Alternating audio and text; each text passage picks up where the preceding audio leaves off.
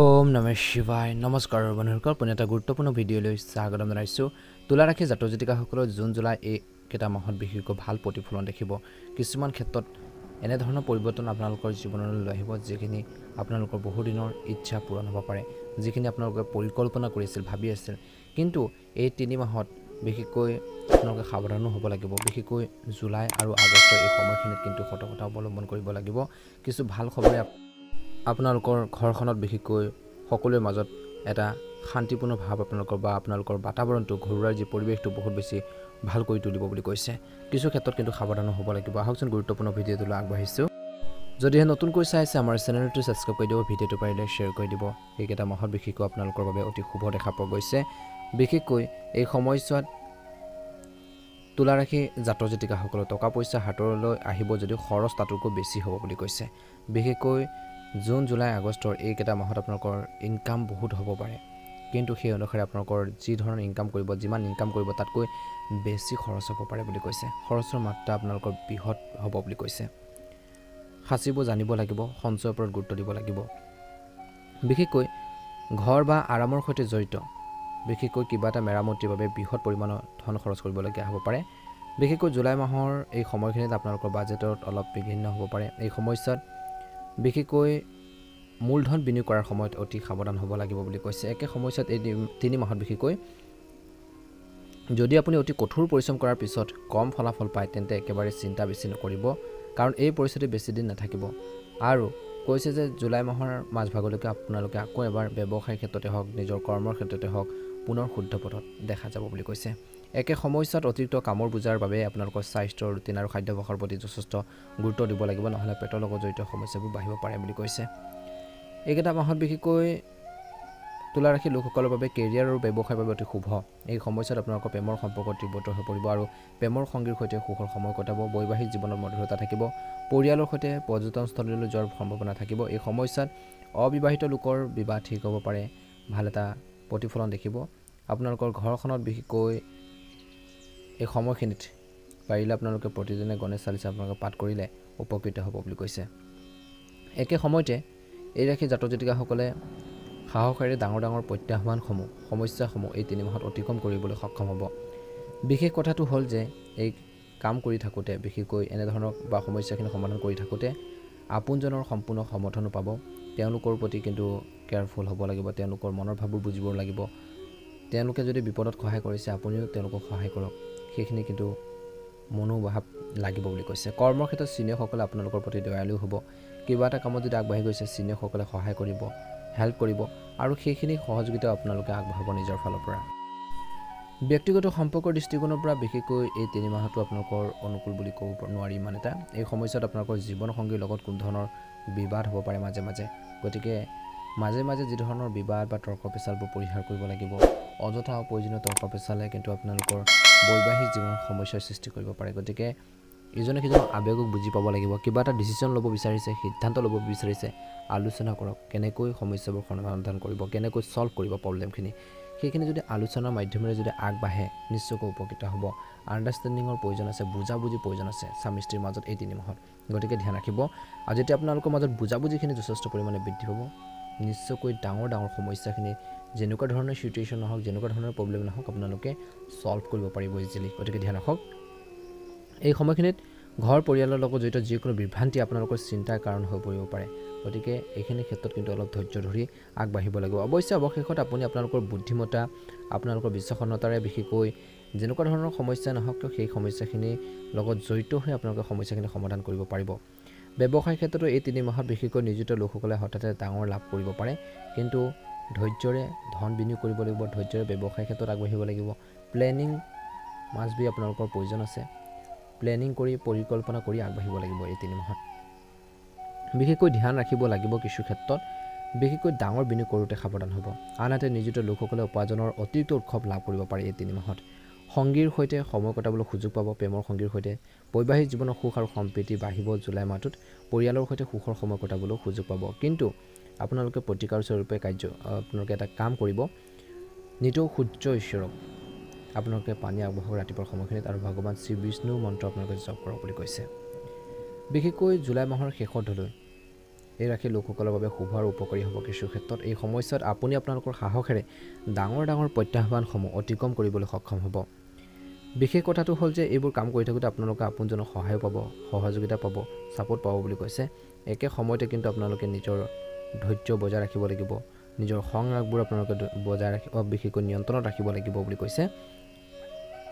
বিশেষকৈ আগষ্ট সময়খিনিত বিশেষকৈ আপোনালোকৰ বহুদিন ধৰি অপেক্ষা কৰি থকা কিছু ভাল খবৰটো পাব পাৰে। এজন প্ৰভাৱশালী ব্যক্তিৰ সহায়ত মাটি বা সম্পত্তিৰ লগত জড়িত বিবাদৰ সমাধান হ'ব পাৰে। আপুনি পূৰ্বপুৰুষৰ সম্পত্তি পাব পাৰে। কৰ্মৰ ক্ষেত্ৰত ছিনিয়ৰ আৰু জুনিয়ৰৰ সহায় লাভ কৰিব। কৰ্মৰত মহিলাসকলে কৰ্মৰ ক্ষেত্ৰত আৰু ঘৰখনত দুয়োটাতে সন্মান পাব। ব্যৱসায় সম্পৰ্কীয় ভ্ৰমণ সুখদায়ক হ'ব আৰু উপকাৰী বুলি প্ৰমাণিত হ'ব বুলি কৈছে। বজাৰত বা মাৰ্কেটত আবদ্ধ হৈ থকা ধন অভাৱনীয়ভাৱে ওলাই আহিব আৰু মাৰ্কেটত বা বজাৰত আপোনালোকৰ যি বিশ্বাসযোগ্যতা আপোনালোকৰ বৃদ্ধি পাব বুলি কৈছে। নিয়োজিত লোকে বিশেষকৈ পদোন্নতি বা আকাংক্ষিত স্থানলৈ বদলি বিশেষকৈ খবৰ পাব পাৰে বুলি কৈছে। বিশেষকৈ আগষ্ট মাহৰ প্ৰথম সপ্তাহৰ এই সময়খিনিত সময় অলপ মধ্যমীয়া হ'বলৈ গৈছে। এই সময়ছোৱাত আপুনি স্বাস্থ্য সম্পৰ্ক দুয়োটাৰ দিশতে কিন্তু সাৱধান হ'ব লাগিব। অসাৱধান আপোনালোকে নহ'ব, নহ'লে অপ্ৰয়োজনীয় সমস্যাৰ সন্মুখীন তেনেকুৱা ধৰণৰ চিটুৱেশ্যন আপোনালোকে সন্মুখীন হ'বলগীয়া হ'ব পাৰে। একে সময়ছোৱাত আপোনালোকৰ নিজৰ মনটোক ধৰ্ম আৰু আধ্যাত্মিকতাৰ প্ৰতি অধিক প্ৰবল হ'ব। বিশেষকৈ কোনো ধৰ্মীয় স্থানলৈ ভ্ৰমণলৈ যাব পাৰে। একে সময়ছোৱাত শিশুৰ লগত জড়িত যিকোনো ডাঙৰ কৃতিত্ব আপোনালোকৰ সুখ আৰু সন্মানৰ কাৰণ হৈ পৰিব। প্ৰেমৰ সম্পৰ্ক স্বাভাৱিক হৈ থাকিব। আপোনালোকৰ প্ৰেমৰ সংগীৰ সৈতে বিশেষকৈ টিউনিং বা তেনেকুৱা ধৰণৰ ভাল এটা বিশেষকৈ প্লেছত যাব পাৰে। আপুনি আপোনালোকৰ প্ৰেমৰ সম্পৰ্ক বিবাহলৈ ৰূপান্তৰিত কৰিবলৈ চেষ্টা যদি কৰিছে তেন্তে আপোনালোকৰ প্ৰচেষ্টা সফল হ'ব পাৰে। বৈবাহিক জীৱনটো সুখী হৈ থাকিব বুলি কৈছে। ধ্যান ৰাখিব লাগিব বিশেষকৈ এই সময়ছোৱাত কেৰিয়াৰ আৰু ব্যৱসায়ৰ সৈতে জড়িত যিখিনি যাত্ৰা আপোনালোকৰ শুভ বুলি প্ৰমাণিত হ'ব, কিন্তু যাত্ৰাখিনি আপোনালোকে কেনেকৈ ফলপ্ৰসূ কৰিব, কাৰ্যকৰী কৰিব, সেইখিনি ক্ষেত্ৰত কিন্তু গুৰুত্ব দিব লাগিব বুলি কৈছে। এই 3 মাহত আপোনালোকে ধ্যান ৰাখিব লাগিব বিশেষকৈ পৰিকল্পনা যথেষ্ট কৰিব। আপোনালোকে প্লেনিং বহুত কৰিব, বহুত কৰাৰ চিন্তা কৰিব, কিন্তু সকলোখিনি আপোনালোকৰ নহ'ব পাৰে। একেলগে বহুতো কাম আপোনালোকে বা বহুতো সমস্যা সমাধান কৰিবলৈ গৈ কিছুমান ক্ষেত্ৰত আধৰুৱা হৈ থাকিব পাৰে, কিছুমান পেণ্ডিং ৰৈ যাব পাৰে, হতাশ তেনেকুৱা ধৰণৰ এটা চিটুৱেশ্যন আহিব পাৰে। গতিকে যিমান পাৰে আপোনালোকে এটা এটাকৈ আপোনালোকৰ সমস্যাবোৰ সমাধান কৰি আগবাঢ়ি যাবৰ বাবে চেষ্টা কৰক। সকলোবোৰ একেলগে ছল্ভ কৰিবলৈ গ'লে কিছু ক্ষেত্ৰত সমস্যাৰ সৃষ্টি হ'ব পাৰে, প্ৰব্লেম ক্ৰিয়েট হ'ব পাৰে। গতিকে ধ্যান ৰাখিব। এই মাহত আপুনি আপোনালোকৰ কষ্টতকৈ কম ফলাফল পাবলৈও বিশেষকৈ জুলাই মাহটোত আপোনালোকে মনত দুখ অনুভৱ কৰিব পাৰে, কিন্তু সেইখিনি আপোনালোকৰ ভাৱ হ'ব। কিছু ক্ষেত্ৰত সেইখিনি কিন্তু আপোনালোকক বহুত বেছি আগবঢ়াই নিব পাৰে। কৰ্মৰ ক্ষেত্ৰত কামৰ অতিৰিক্ততা আপোনালোকে বোজাও বহন কৰিবলগীয়া হ'ব পাৰে। কামবোৰ আপোনালোকৰ পৰা বাঢ়িব, কিন্তু সেইখিনিৰ পৰা অভিজ্ঞতা লাভ কৰিব, শিকিব। যেতিয়া কামবোৰৰ প্ৰেছাৰ বাঢ়িব, সেইখিনিৰ পৰা এডুকেশ্যন হ'ব কিছু ক্ষেত্ৰত, তেতিয়া আগন্তুক দিনকেইটাত আগবাঢ়ি যোৱাৰ ক্ষেত্ৰত বহুত বেছি আপোনালোকে নিজকে কনফিডেন্সলি আপোনালোকে আগবাঢ়িব, আত্মবিশ্বাসী হৈ আগবাঢ়ি যাব পাৰিব যে আপুনি পাৰিব। সেইখিনি মনত এটা আপোনালোকৰ সেই সাহসিকতা আপোনালোকৰ ভাৱবোৰ উদয় হ'ব বুলি কৈছে। সেইখিনি সহায় কৰিব। অতিৰিক্ত কাম বহন কৰিবলগীয়া হ'ব পাৰে, কৰ্মৰ ক্ষেত্ৰতে হওক, ঘৰখনতে হওক। এই সময়ছোৱাত ঘৰ বাহিৰ বিশেষকৈ উভয়ৰে মানুহৰ সৰু সৰু কথাবোৰত আবদ্ধ হৈ থকাতকৈ আওকাণ কৰাটোৱে ভাল হ'ব। সকলো ব্যক্তি বিভিন্ন ধৰণৰ ব্যক্তি বিভিন্ন কথা ক'ব পাৰে। গতিকে সকলো ব্যক্তিৰ সকলো কথা শুনিলে আপোনালোকৰ নিজৰে সমস্যা হ'ব পাৰে। নিজৰ কৰ্মৰ প্ৰতি ধ্যান ৰাখক, নিজৰ কামৰ প্ৰতি ধ্যান ৰাখক। গতিকে বেলেগৰ কথা শুনি পেলাই বিশেষকৈ অপ্ৰয়োজনীয় চিন্তাবোৰ মনত লোৱাতকৈ সেইখিনি পৰিহাৰ কৰক, নিজৰ কৰ্মৰ প্ৰতি ফ'কাছ ৰাখক। এই সময়ছোৱাত আপোনালোকৰ প্ৰতিদ্বন্দ্বীয়ে আপোনালোকক আধিপত্যৰ বিস্তাৰ কৰিবলৈ চেষ্টা কৰিব পাৰে। এনে পৰিস্থিতিত আপোনালোকৰ নিজৰ বুদ্ধিমত্তা আৰু নিজৰ বিবেচনা ব্যৱহাৰ কৰি পৰিস্থিতি চম্ভালিব লাগিব বুলি কৈছে। বিশেষকৈ ব্যৱসায়ীসকলৰ এই সময়ছোৱাত বিশেষকৈ এই 3 মাহত যিকোনো আঁচনি বা ব্যৱসায়ত ধন বিনিয়োগ কৰাৰ সময়ত কিন্তু তেওঁলোকে শুভাকাংক্ষীৰ পৰা জনা শুনা বা অভিজ্ঞ ব্যক্তিৰ পৰা পৰামৰ্শ ল'লে, গাইডেঞ্চখিনি ল'লে, জানি ল'লে সেই বিষয়ত যে আপুনি ইনভেষ্ট কৰিব বিচাৰিছে কেনেধৰণে লাভান্বিত হ'ব, উপকৃত কেনেধৰণে হ'ব, বা ইন ফিউচাৰত আগন্তুক আহি থকা দিনত কেনেধৰণে আপোনালোকক সেইখিনি ক্ষেত্ৰত সহায় কৰিব। ধ্যান ৰাখিব। আগতীয়াকৈ চিন্তা কৰি ল'লে আপোনালোকৰ বাবে ভাল হ'ব, বা সেইখিনি শুভাকাংক্ষীৰ পৰা পৰামৰ্শ ল'লে, গাইডেঞ্চখিনি ল'লে উপকৃত হ'ব। গতিকে ধ্যান ৰাখিব বুলি কৈছে। একে সময়তে কৈছে যে আপোনালোকৰ সৰু ভুলৰ বাবে পিছলৈ অনুশোচনা কৰিবলগীয়া হ'ব পাৰে। এইকেইটা মাহত বিশেষকৈ ধ্যান ৰাখিব। সৰু ভুল এটা যাতে আপোনালোকৰ পাছত গৈ অনুতাপ কৰিবলগীয়া নহয় যে কিয় ভুল হ'ল, কি মিষ্টেক হৈ গ'ল, কিয় মিষ্টেক কৰিলোঁ, তেনেকুৱা ধৰণৰ ভাৱখিনি যাতে নহয় তাৰ প্ৰতি ধ্যান ৰাখিব। তেনেকুৱা ধৰণৰ চিটুৱেশ্যন আহিবলৈ আপোনালোকে নিদিব, সুযোগ নিদিব। গতিকে যি কামেই নকৰক ধ্যান দি ধৈৰ্য ধৰি চিন্তা কৰি কামখিনি কৰিলে এইকেইটা মাহত বিশেষকৈ বহুত বেছি পৰিমাণে আপোনালোকৰ উপকৃত হ'ব, আগবাঢ়ি যাব পাৰিব বুলি কৈছে। গতিকে ধ্যান ৰাখক। ভাল প্ৰেমৰ সম্পৰ্ক বজাই ৰাখিবলৈ এই 3 মাহটো অতি চিন্তাশীলভাৱে আগবাঢ়িব লাগিব।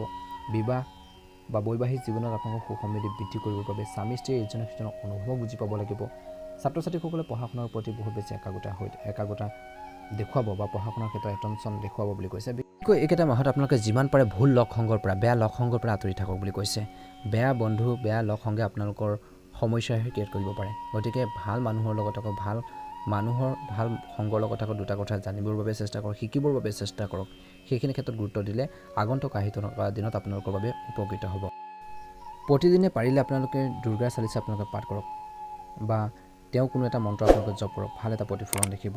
আপোনালোকৰ সকলোৰে এই 3 মাহ সুন্দৰভাৱে পাৰ হওক, মনৰ ইচ্ছাবোৰ পূৰণ হওক, আমি কামনা কৰিছোঁ। কমেণ্ট বক্সত ওম নমঃ শিৱায় জয় শনিদেৱ লিখি